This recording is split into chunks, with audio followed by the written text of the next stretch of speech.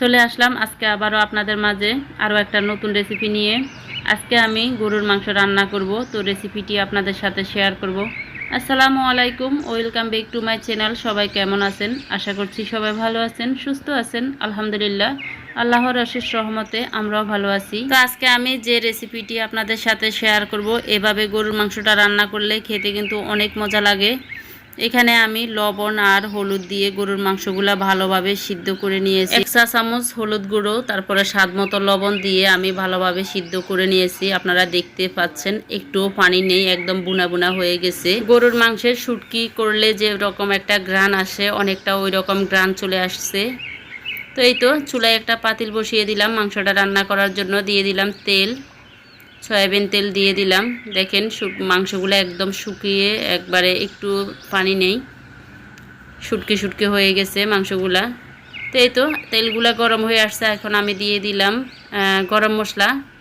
এখানে আছে 4টা সাদা এলাচ, একটা কালো এলাচ, তারপরে 2 টুকরো দারুচিনি, 2টা তেজপাতা, 4টা লবঙ্গ, তারপরে হচ্ছে 10-12টা গোলমরিচ। তো গরম মশলাগুলো একটুখানি ভেজে তার মধ্যে দিয়ে দিলাম পেঁয়াজ কুচি।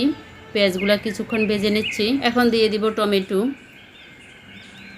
টমেটো দিয়ে একটু নেড়ে ছেড়ে দিয়ে দিব কিছু লবণ। এভাবে পেঁয়াজ টমেটো ভাজার সময় যদি আপনারা কিছু লবণ দিয়ে দেন, তাহলে খুব তাড়াতাড়ি পেঁয়াজ আর টমেটোগুলো চপড হয়ে যায়। এই তো লবণটা দিয়ে দিলাম। আপনারা যে যেখান থেকে আমার ভিডিওটি দেখছেন একটা লাইক দিয়ে দিবেন, আর আমি আশা করব ফুল ওয়াচ দিবেন। তো এখন আমি কিছুক্ষণ ডেকে রাখলাম, প্রায় 2 মিনিটের মতো ডেকে রাখলাম। ঢাকনা খুলে আবারও একটু নেড়ে ছেড়ে দিলাম। তো আপনারা দেখতে পাচ্ছেন পেঁয়াজ টমেটোগুলো একদম চপড হয়ে গেছে। এখন দিয়ে দিলাম আমি 1 টেবিল চামচ রসুন বাটা, 1 টেবিল চামচ আদা বাটা। আমি আজকে খুব কম মশলায় এই মাংসটা রান্না করব। আমার মাংস প্রায় 1 কিলোর উপরে আছে। এখানে হাফ কিলো মাংসের মধ্যে দেয়া হয় 1 টেবিল চামচ করে আদা রসুন পেস্ট।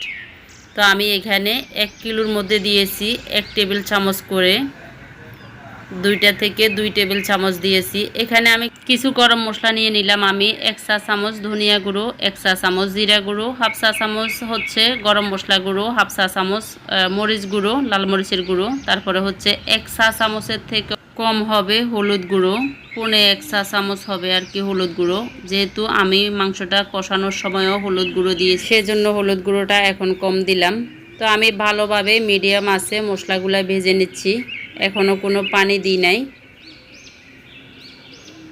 এখন হচ্ছে আমি পানিটা দিয়ে দিব। আমি এখন ফুটান্ত গরম পানি দিয়ে দিলাম মশলাগুলা কষানোর জন্য। আমি খুব ভালোভাবে মশলাগুলা কষিয়ে নেব। আপনারা যারা আজকে নতুন আমার চ্যানেলটি ভিজিট করছেন, আমার রেসিপিটি ভালো লাগলে চাইলে আমার চ্যানেলটি সাবস্ক্রাইব করে আমার পাশে থেকে যেতে পারেন। যারা ফেসবুক থেকে দেখছেন আমার ভিডিওটি, রেসিপিটি ভালো লাগলে চাইলে পেজটি ফলো দিয়ে আমার পাশে থেকে যেতে পারেন। আর অলরেডি যারা ফলো সাবস্ক্রাইব করে দিয়েছেন তাদেরকে অসংখ্য ধন্যবাদ। তো এই তো আমি কিছুক্ষণ ঢাকা দিয়ে মশলাগুলো কষিয়ে নিয়েছি।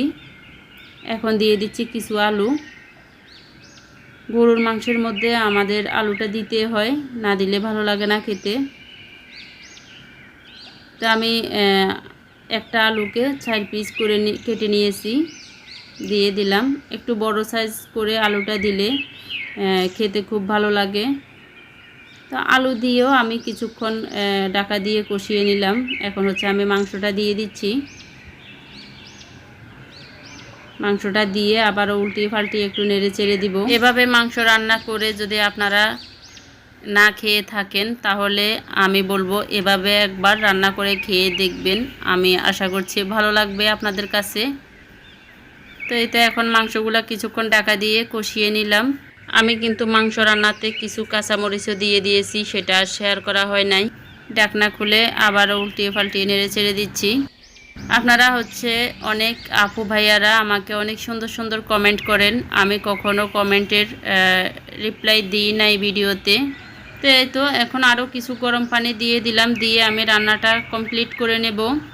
তো যেটা বলছিলাম, আমি যেহেতু রান্নার ভিডিও শেয়ার করি 4-5 মিনিটের ভিডিওর মধ্যে, ওই রকমভাবে আপনাদের কমেন্টগুলো পড়া হয় না।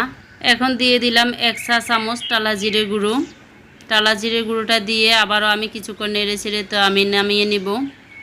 তো 4-5 মিনিটের ভিডিওর মধ্যে আপনাদের কমেন্টগুলো আর কি পড়ব, রান্নার ভিডিওতে রান্নাতে কি কি মশলাপাতি দিয়েছি, কতটুক দিয়েছি, এগুলা বলতে বলতে দেখা যায় যে সময়টা শেষ হয়ে যায়।